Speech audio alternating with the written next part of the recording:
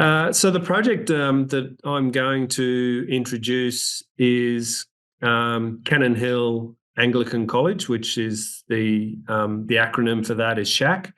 And this particular project we did in association with a smaller practice of one person, which was Reddog Architecture. The project started as the college wanting some new teaching classes, but also wanting a new social or eating hub for the students. We also then got into discussions about master planning on the site. So the building is highly informed not only by its site, but also by the future of the campus. The campus is quite porous in terms of when you enter this college. So in other words, it's not gated. It doesn't have a singular front door or entry. It is actually, like I said, can be accessed via a number of different sites or locations. And this building sort of sits in an elbow of the site as well. So it was important for us for the building to act as a little bit of a gateway to the centre of the campus or the heart of the campus. And the heart of the campus is actually an existing bushland setting. So there's a lot of references back to this bushland setting. So these diagrams sort of talk about that pedestrian porosity and permeability from the main road. They also talk a little bit about its public address. And it was important for us to create a memorable public entry from the main street of the campus. But you'll probably notice as well that there's this sort of natural landscape that sits towards the north, and then there's a natural bush setting that sits in the middle of the campus that was existing. So the building in some ways has been sort of located in such a way that we minimised any sort of, I suppose, intrusion or damage to that existing bushland. And the design of the building is based around retaining quite a lot of trees, etc. There was also a boardwalk through the campus as well. So the college itself is sort of like a forest school, and we saw there to be some really wonderful opportunities that we establish a way of creating a building that sits within that natural landscape. Very simple sort of planning diagram in some ways, in terms of there being a singular sort of circulation edge to the building that is an undercroft.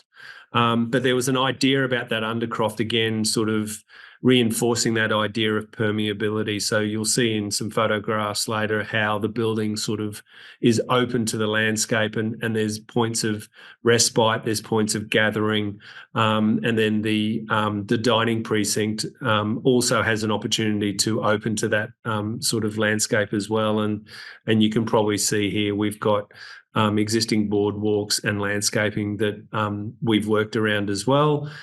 This is the axis of the building across this edge. The street edge is obviously, we've got this entry, sorry, go back. We've got this entry coming through between the building that's quite open as well. So that creates that public address and also public access as well. So the building is doing a lot of things. And the curvature and the form of the building has been heavily informed by retaining trees, but also being a little bit softer in this sort of sort of natural landscape. So that's the ground floor. On the upper floor, the intent was to have 6 classrooms, or GLAs as we call them here, general learning areas. The idea behind this was to make sure that every classroom was slightly different in terms of not only its shape, but also in terms of its orientation. So that meant that obviously, again, we're creating these slightly more memorable spaces for the students, rather than cookie cutting little square boxes for them. But you'll see in the photographs as well that each classroom had a slightly different outlook. It had a slightly different, so each classroom had its own breakout space. So every breakout space to each of these classrooms is quite different as well. And a breakout space, for people that don't know, is really a more quiet and sort of retrospective space that the students can use when they're doing classes. So obviously, in terms of how classrooms are used these days is a lot different to how they were used many years ago, and they are used for either small groups, large groups, and there is a big focus on children with different abilities and different sort of requirements to have these breakout spaces. The section through the building was very, very important for us, and we work in section a lot through a lot of our projects. So it was about being very clear about having the optimal orientation, which was to the north. But there was also ideas about how do we bring natural light into the space? How do we then allow for cross ventilation through the building? And you can sort of see here that there's opportunities where we've inserted skylights into the building as well as a way of getting natural light into the space. We've then got opportunities for creating cross ventilation, particularly at the ground level, but also at the upper level as well. So the building is quite, again, reinforces that idea of being quite porous and transparent as well. I won't spend too much time on the elevations. They're two-dimensional, but again, it just speaks a little bit about the palette of materials that we use. So there's a predominant use of brick on this building. The part of the reason for doing that was to acknowledge the existing campus. There's a lot of brick buildings on the building, and that's generally why we've used the brickwork. The brickwork is also good from a sustainability perspective. It's sort of low maintenance. It provides this sort of resilient material that doesn't need any further treatment as well. So, and then glass was used obviously predominantly for areas, particularly to the south, so that we got good natural daylight. But you'll see as well in the photographs that the glass tends to reflect quite well the natural landscape. So a lot of people think about glass as being, always clear, but in our case, we've got this sort of nice idea whereby at certain times of the day, the glass actually becomes solid, but it almost becomes like a mirror, and therefore it reflects the landscape as well. So in terms of the finished product, like I said before, this is the entry of the building from the main street, and you sort of walk down into it, and it's that sort of, you've got this lovely sort of curved brick facade that sort of almost invites you into it, and then there's a nice little moment of the space being a little bit compressed, but as you come into that compressed space, you then get an appreciation of the landscape beyond. So there's this little break in the building, and on the upper floor, the same thing happens as well. So there's a nice idea about, even when you're on the upper floor, you can look back towards the street. So there's this nice idea about interacting with the street as well. So the building becomes quite public in that sense, and rather than becoming very defensive, which a lot of school buildings tend to be, this building is trying to be a little bit more open and a little bit more friendly, not only to the street edge, but also to that sort of natural landscape. This photo also highlights two very prominent trees that were already on the site, and we made sure that the building plan sort of weaved its way around it. So there's this entry, the use of the sun blades. So we're in a climate whereby sun protection is very important, particularly in the western sun. So, but what this offered us is opportunities to getting some very nice shadows against the white brickwork. So again, there was some really nice articulation. And then this entry area is also a gathering space so that they could hold, small gatherings for either somebody might play a musical instrument. There might be a classroom that can come outside and use this space as well. You'll also notice as well on the left-hand side there, just sometimes there's these lovely opportunities whereby the glass is actually reflective as well. So it starts to reflect the building and also the other elements. Paul, can I ask a question here? Yeah, sure. I saw that you mentioned that you have this connection between social space and learning spaces. I want to know Yes. how we can make balance between these two. Like, what's your idea in that aspect? So I think the balance there is about probably offering opportunities, particularly in terms of external spaces that can maybe um, be flexible in terms of their use. So the photograph you'll see here sort of acts as a ramp into the site, but then the edge of the ramp becomes a seat, or the edge of the ramp becomes a number of stairs that then people can occupy and use. So I think it's important to understand that sometimes the edges of the building can be very useful and can be used in a more social aspect.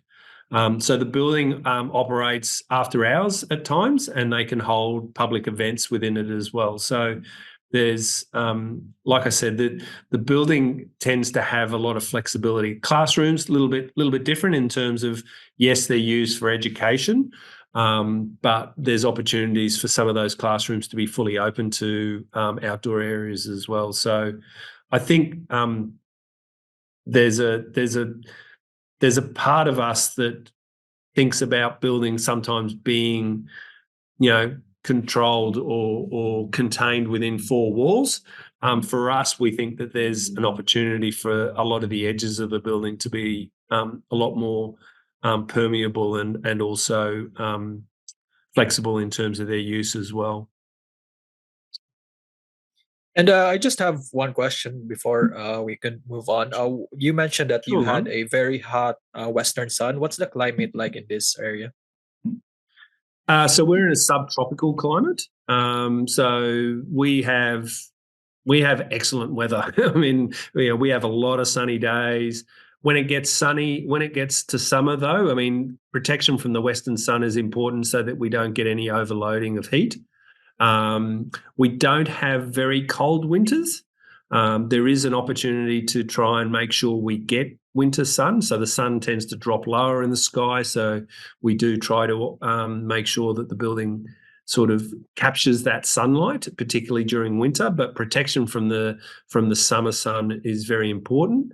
And therefore, we don't have a huge reliance on air conditioning either. So if the building performs quite well in terms of being operable, in terms of louvers, etc., the building can sort of operate very passively very well as also in our climate. Look, we get down to 10, 12 degrees Celsius in terms of a cold day. That'd be our coldest winter. But we can also get summers that can pop up to sort of 37, 38 degrees Celsius. So, but it's a very, like I said, we spend a lot of time outdoors, and it's important that our outdoor spaces work well, but it's also important to provide shade. And it's also important to provide shade because schools are very conscious these days of sun protection for the kids. So we have a high incidence of sun cancer here. So protection from the sun is quite important for us. So, yeah. Okay, sounds good. Yeah. So, I guess we can move on from there. Yeah. So this is the I call it the pinwheel of the building. It's where you can see the street to the left-hand side, or you can see the natural bushland to the right. There's a set of stairs, but there's also this lovely opportunity whereby we've used colour as a wayfinding palette. So in this case, we've got these sort of yellow colour that sort of defines this entry to the building that you come up to, and then we've emphasised that a little bit further by putting in this lovely big round skylight that throws natural light not only up to the upper floor but also to the floor below. And you can see that there's also those tones of yellow have been used in the tiling, but also the painting as well. So this is I call it the yellow end of the building. The other end is a mauve colour, and they become important for us in terms of defining entries to the building and just a little bit of sort of subtle wayfinding as well. And then this is where I was saying we create these sort of seamless edges between inside and outside. So you've got this sort of outdoor covered walkway that people use on the upper level, and then we've got a classroom to the left, and as I mentioned before, we've got sun shading to the western sun as well, which is important in our climate. And then, like I mentioned before, that this photo illustrates a high level of use of louvers, which means the building can actually operate in a passive mode. So the air conditioning and the use of fans can help to just cool the space when needed. And then there's that sort of this faces south. So in our climate, it's quite important that our building is orientated towards the north. And south is generally quite good as a way of getting just natural daylight rather than direct sunlight. But there's a double height space behind this classroom, and this classroom's quite a lot different to some of the others. So on the ground floor, I think I mentioned there's a dining precinct for this college. This is their new dining precinct, and their dining precinct is used for public events. It's used for the students at lunchtime. It's used for the staff for meetings, etc. So we've got this sort of plywood ceiling that sort of bellows down towards the space and helps to soften it, but it's also good from an acoustic perspective. You can see the double height space to the right-hand side there that's got some landscaping in it. That's sort of providing some indirect light to the dining space.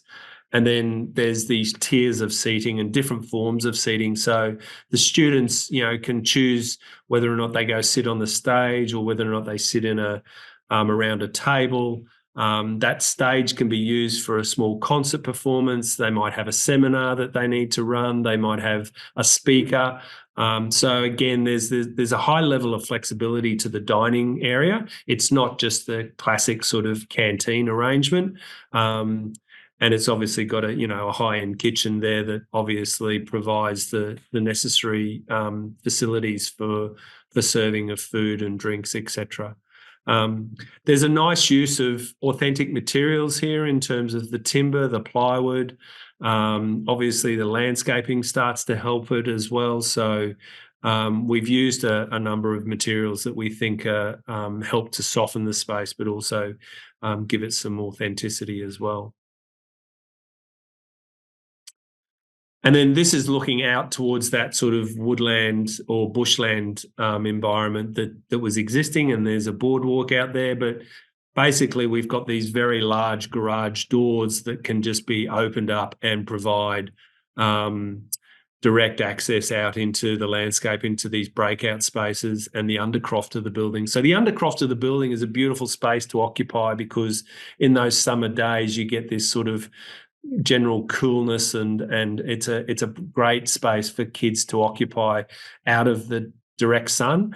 But then there's this nice sort of very seamless edge to the landscape and to the bushland setting that exists. And obviously on colder days, those large garage doors can be pulled down, space can be fully closed down, and the space can become warm and maybe a place that they can retreat to as well. You'll notice we've also got sort of off-form concrete. So again, just minimising materials that might need some. Kids are pretty brutal these days, and obviously making sure that the building has a good lifespan, but also, the college doesn't have to spend an endless amount of money fixing or repairing things that kids love to break.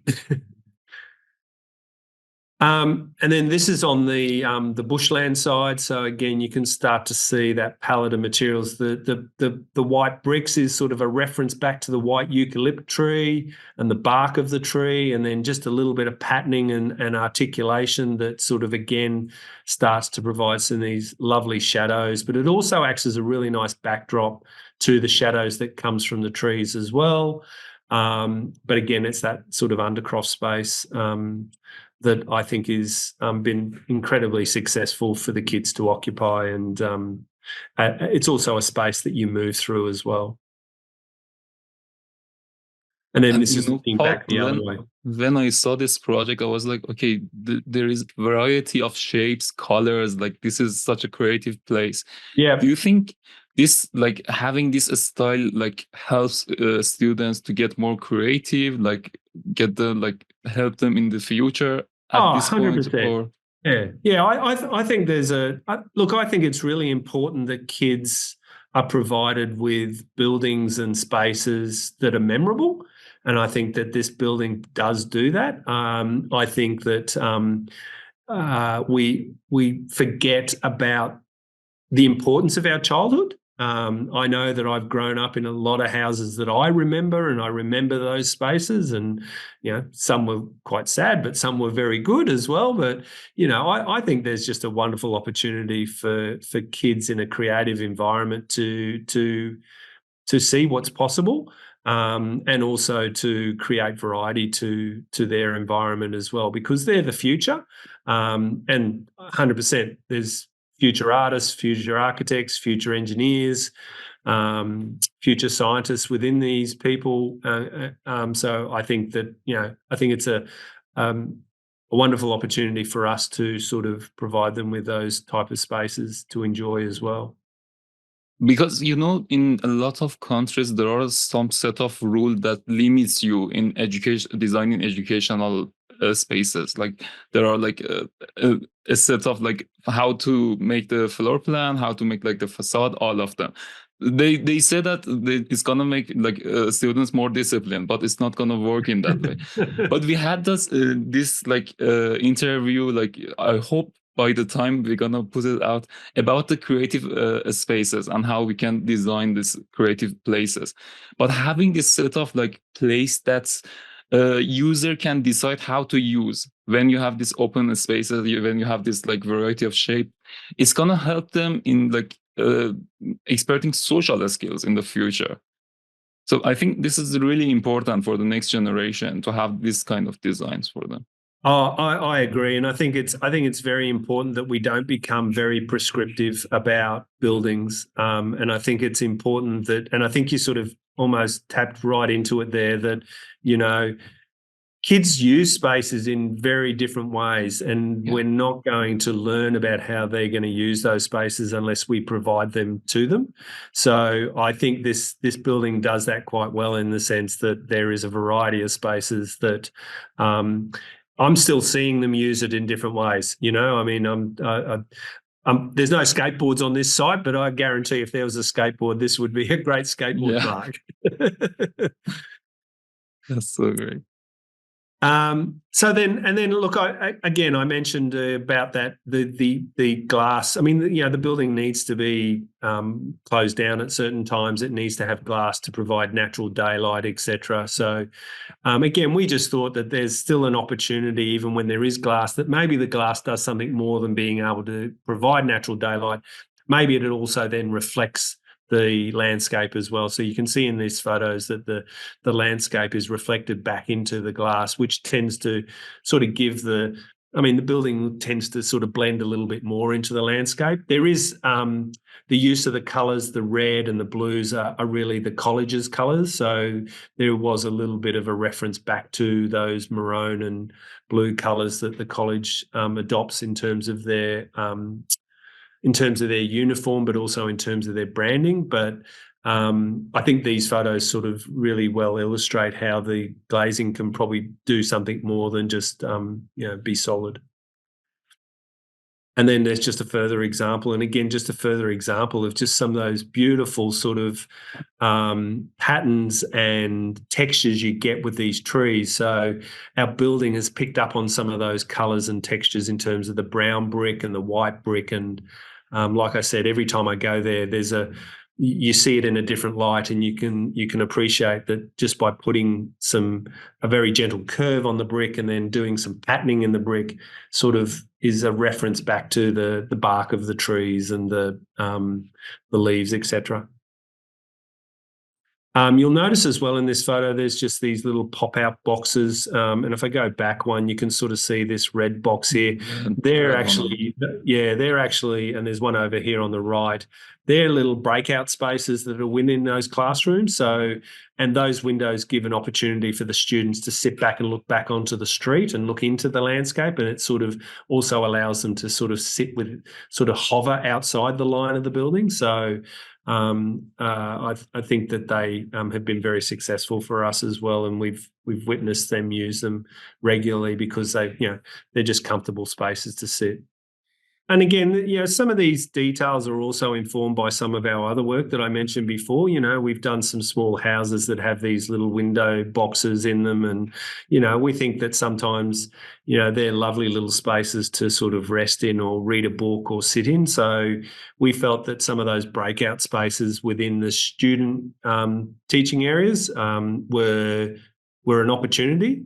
And again, they help to, I suppose, break up the mass of the building, but they also provide that lovely opportunity for there being a bit of intercourse back to the street edge, and also being able to sort of be part of the tree landscape as well. So, like I said, there's a lot of little moments within this project that have been very successful for us, and we've learned from it as well. And then, like I said before, the glass is just these beautiful reflections you get of the trees and the landscape as well. So that's that particular project. I was going to just quickly touch on another one that's a little bit smaller, if you want just a little bit more information, but it's up to you. Yeah, I just have one question here. Okay. When it comes to your design process, I mean by design process in your frame, not just specifically about this project, you have this variety of shapes, form, even in 3D dimensional or even in the floor plan. How you can manage that? Because I know it's a struggle for lots of people. In terms of how do we manage it and how do we incorporate that into our design thinking, I suppose these days, there's the beauty of the computer that helps us to understand how we put, parts together, etc. But ultimately, what we do is we work in a variety of formats. So we don't just draw in plan. We try to think three-dimensionally when we do these designs, and we try to think of the building from the inside out.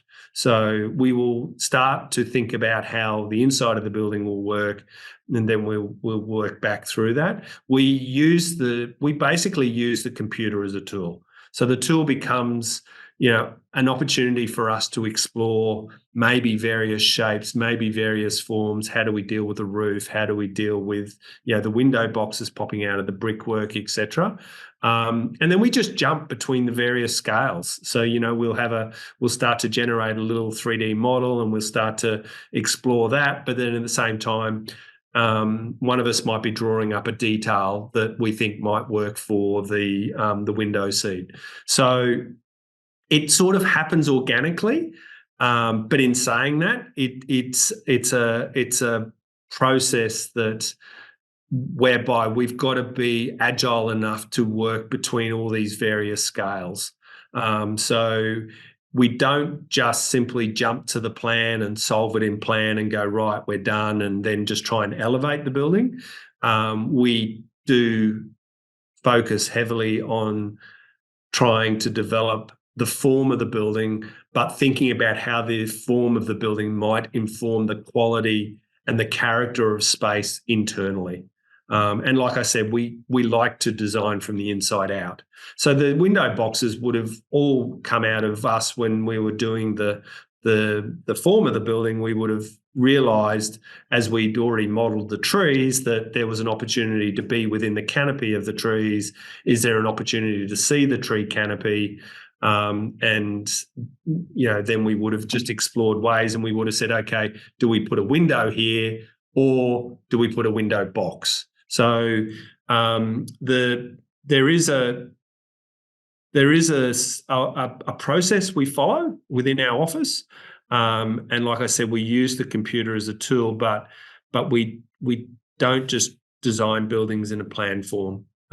we do try to then start to explore how all those other elements and parts come together. And I think the same goes with the material picking and details, right? 100%. Yep. Same goes with how we select the material. How does a window go next to some brickwork? Is the brickwork just standard brickwork, or do we think about incorporating some patterning or some articulation in it?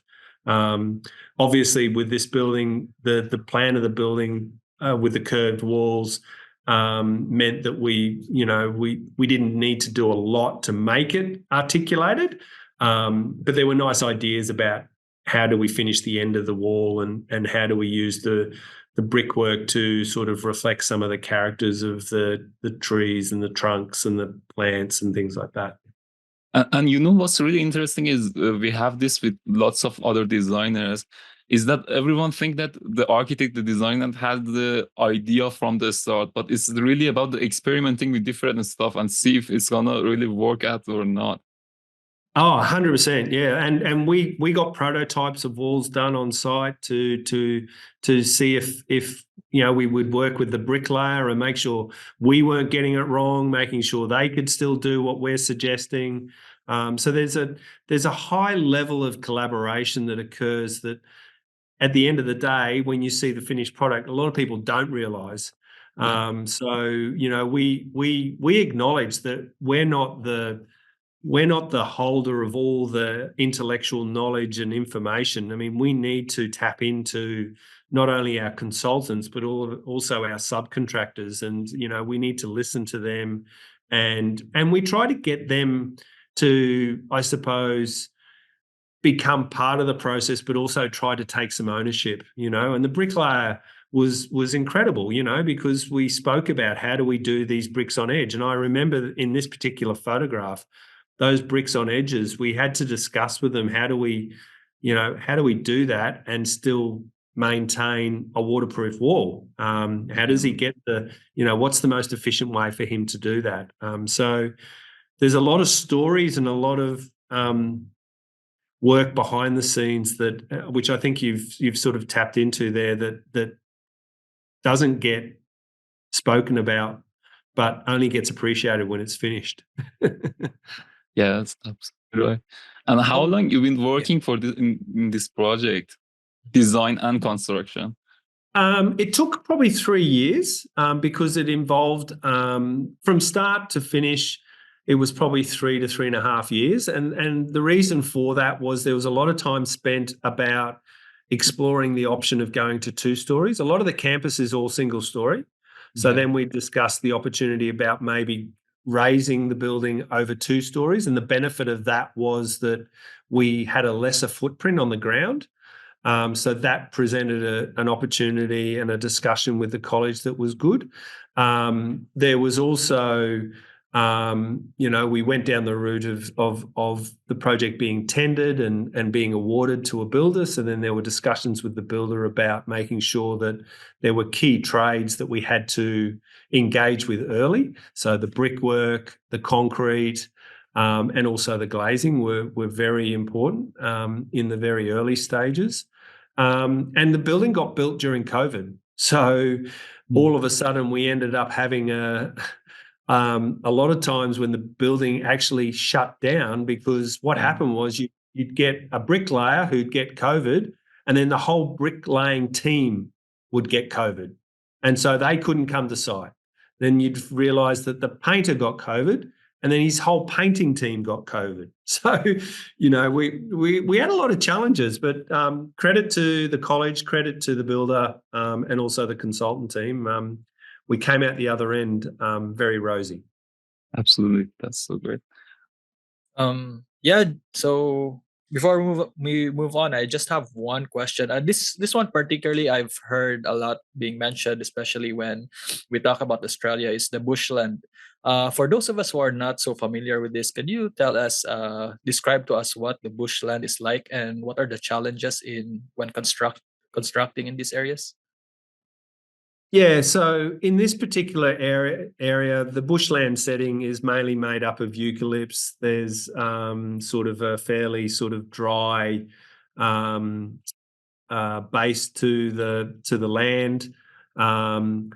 Obviously, this type of landscape is very resilient to our type of climate. There are koalas that we had to be aware of as well. So there's a bit of protection in that regards. The landscape is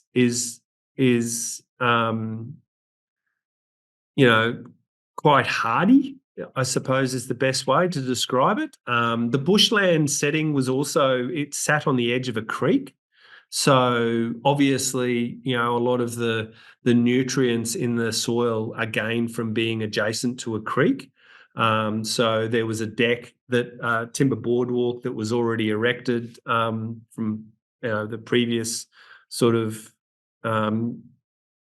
iteration of the campus. So that boardwalk was quite important because it elevates itself above this lovely sort of low landscape. And then you would obviously have these lovely eucalypt trees that are predominantly around the whole campus and college. So, they're not, then they shed a lot of bark, they shed a lot of leaves. They're not deciduous trees per se. So they will generally look like this at all times of the year. But they do shed a fair bit of foliage and bark as well. So, they've got that sort of hard, sort of rugged sort of feel about them, which is synonymous with, Australian bushland. But, there's many different vegetation forms in Queensland, in Australia.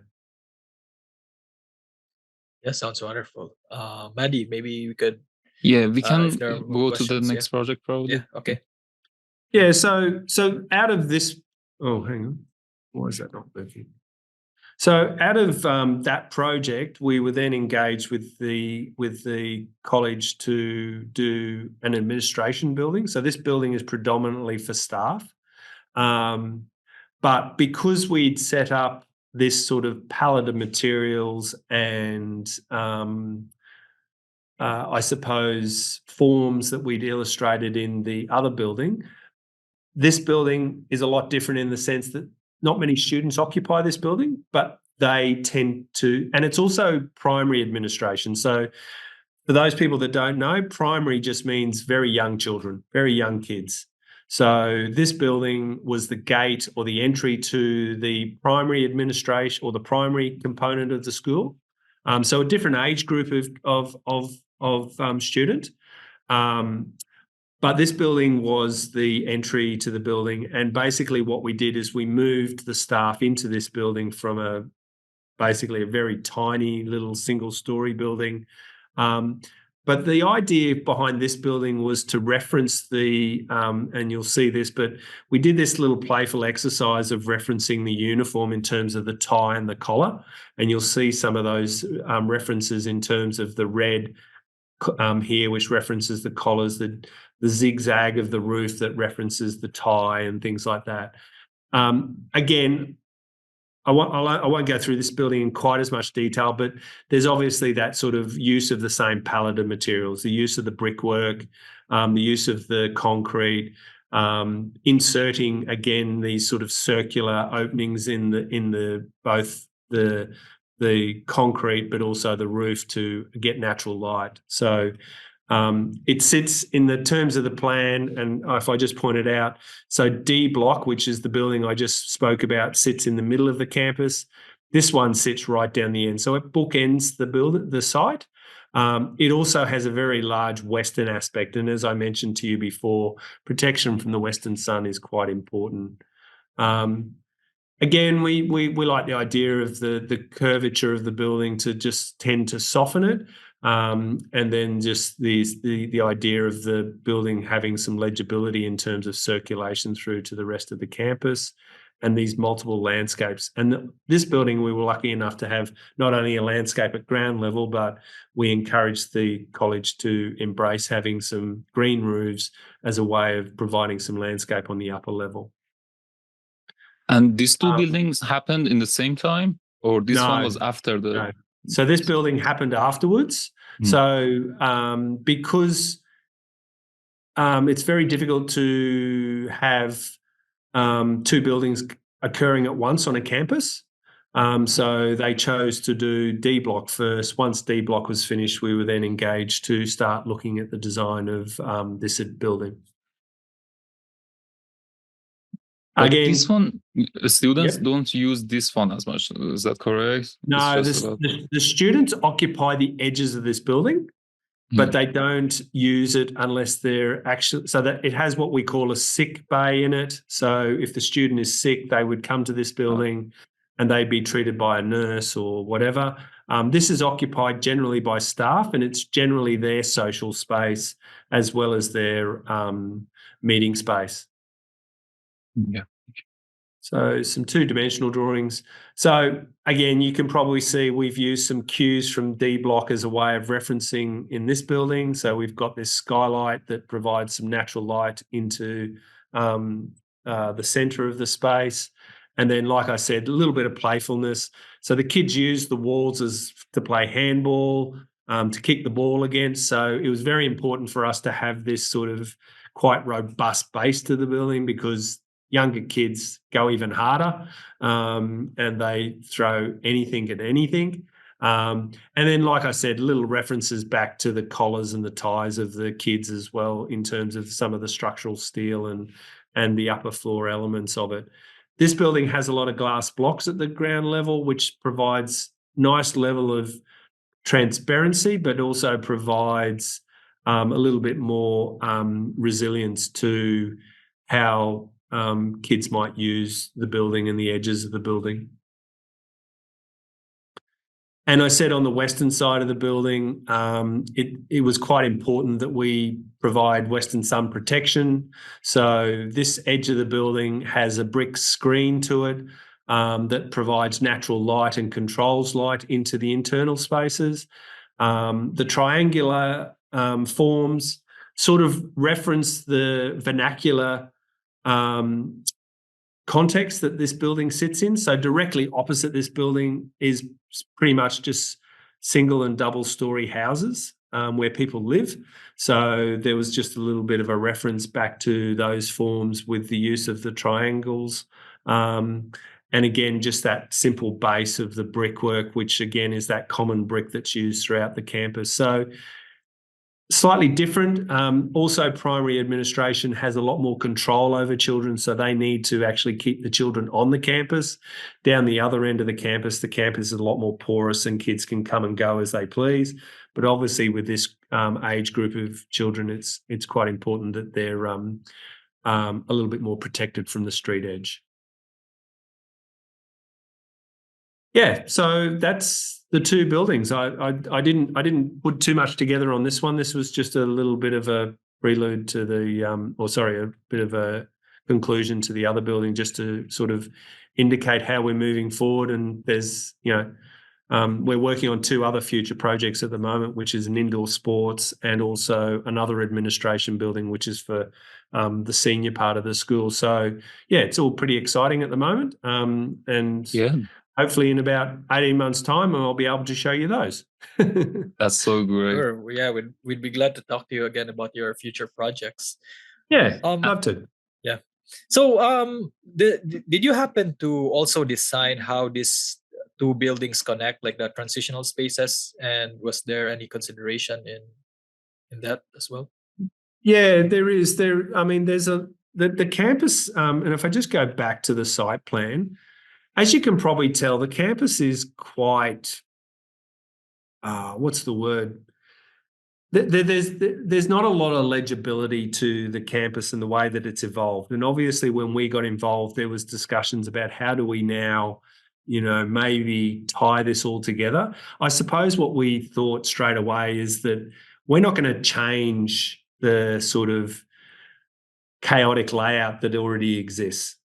We need to somehow embrace that, and we need to somehow make sure that we, I suppose, create this thread between the various buildings. So there is actually a fairly legible path now that comes through the campus, comes across to D block, and then comes through the middle to the site and through here. So there were some things there that we were able to work on.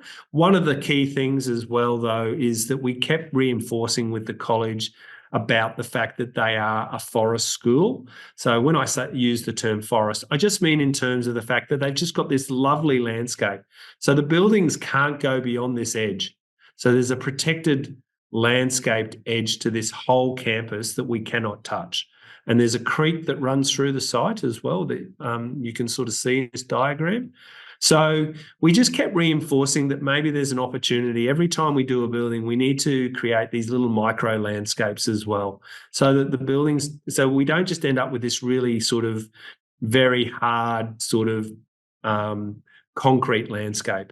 We do want to encourage, so the building down for here for primary administration has a landscape to the north, it has a landscape to the east, and we're encouraging them to preserve those spaces, because at the end of the day, outdoor space is at a premium on this campus. We need to maintain it. So the future buildings that we're looking at, we're actually looking at going up rather than trying to go across the ground. So again, ways of preserving existing landscapes and also maybe creating some more landscapes. So the future building we're talking about, which sits over here, involves demolishing 3 buildings, and actually our footprint is less than those 3 buildings. So that's what we've sort of brought to this campus, and hopefully created a legacy whereby, you know, if it's not us and someone else comes on board, which we hope not, but in the it'll happen obviously at some point. But you know, there maybe there's just a nice little legacy about creating these landscapes and preserving spaces for kids to enjoy outdoors, rather than always focusing on classrooms and libraries and things like that.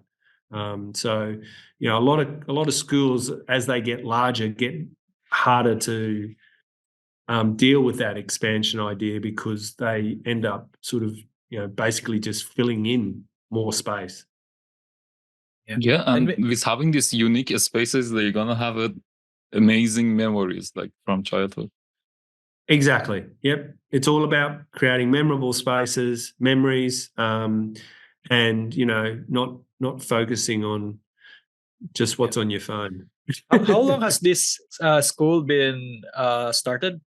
Yeah, was started I think it was in the 1977, I think, or around about the 1970s. Mm-hmm. So it's not that old, to be honest. In reality, there's a lot of schools that are a lot older than this type of school. It is a private school, and it started off as just probably 2 or 3 little single-story brick buildings, and they've grown, and they've got a plan about how big they can get.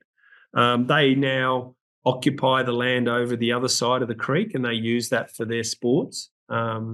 But it'll be interesting to see what happens in 20 years' time, you know, I mean, because, you know, there's the population, there's a population increase to Brisbane, and I don't know if you know, but, you know, we're hosting the Olympics in 2032.